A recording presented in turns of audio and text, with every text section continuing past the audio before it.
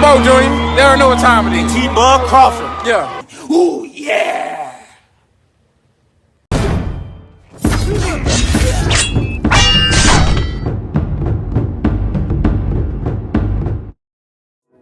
What's going on, you guys?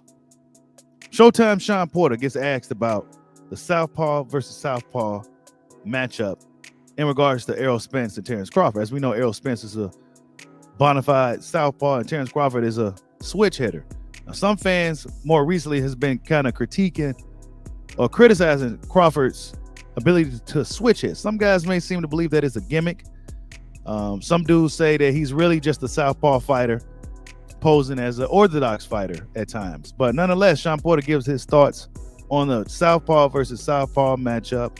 Check it out. Southpaws have issues with other Southpaws, right? Everyone has issues with Southpaws. Yeah. So saying that, do you still turn Southpaw if you're Terrence Crawford? Because you're gonna end up kind of having the issue with the Southpaw, right? I honestly think that for him, there's going to be more strategy involved than ever with his switching. I don't know if he's going to stay Southpaw or stay orthodox, whatever he's going to do. And I don't want to give away his game plan or what I've seen, how I prepare for him. But what I can say is I think that if he were to turn Southpaw and remain Southpaw, I still have a feeling that Errol would have more trouble than he would with the Southpaw and Southpaw situation. I could be completely wrong, but I just think that Errol would have a little more trouble. But we'll see. Remains to be seen, man. There's so many questions, man. And yeah, it remains to be seen is right. It remains to be seen how would Errol Spence deal with another Southpaw.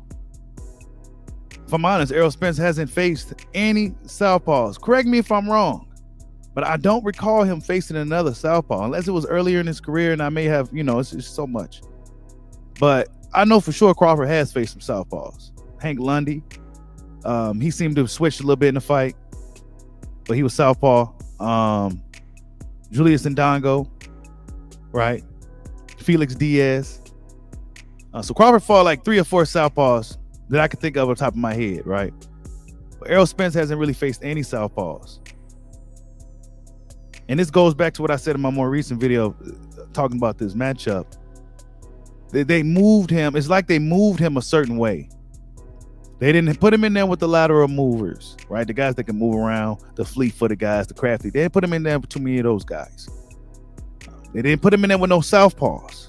And this is why I said that in my more recent video that Terrence Crawford, I feel, is more prepared leading up to this point than Spence, because despite him not having no big names, or quote unquote no big names on his resume, he fought a lot of different guys, a lot of different styles. He fought some Southpaws, right? So he's been leveling up over the years, gaining experience. Oh, I've been there, done it. I fought this type of guy before. I fought this style before. I dealt with a Southpaw before. I can switch Southpaw. But there's a lot of people saying to believe that the Southpaw thing is a gimmick. I don't know, right? They compare it to Jerron Boots and his ability to switch. I mean, look, man, a switch hitter is a switch hitter, in my opinion. I don't know where all this criticism for switch hitting came from. I mean, not too many guys could switch and switch effectively. We've seen guys like Danny Jacobs switch, and certain guys could switch, and they're not as effective as a guy like Terrence Crawford. Now, lately at welterweight, Bud has seemed to just been about 80%, 90% the Southpaw. He may start the fight off the first 2-3 rounds as an orthodox, then he's a Southpaw from there on out. And that's been pretty much the same thing with Bud since he's been a welterweight. He's just been really Southpaw dominant.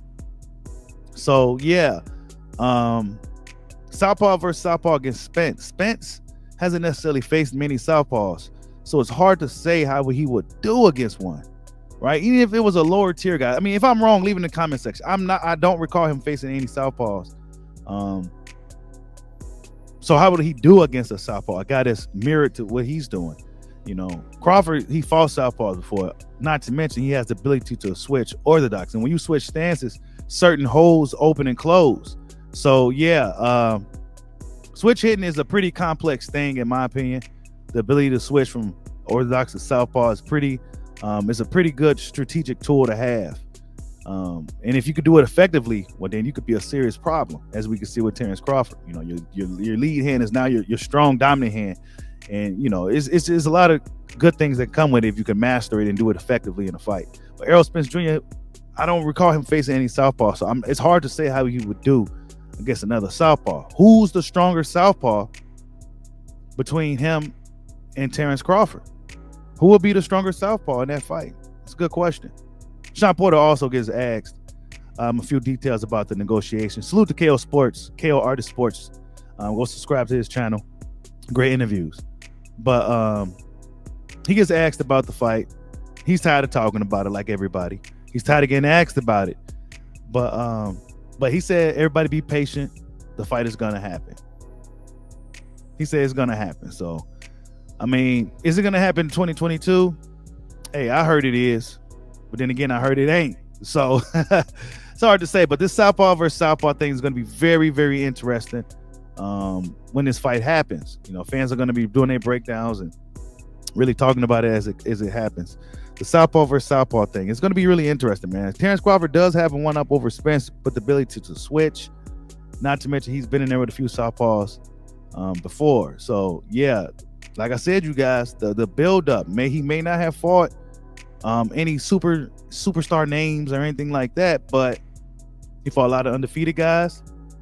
He fought the long, skinny guys. He fought Southpaws. He fought the short, stubby, come forward, straightforward type guys. He fought a lot of different guys. He fought a lot of different styles. So, yeah, man, gonna be interesting to see how this thing plays out. You know, ain't nothing too much going on in boxing today. Working on a few things behind the scenes. But, yeah, man, 20,000 subscribers, over 20,000. Amazing. Like, subscribe, holla at your boy. Peace out.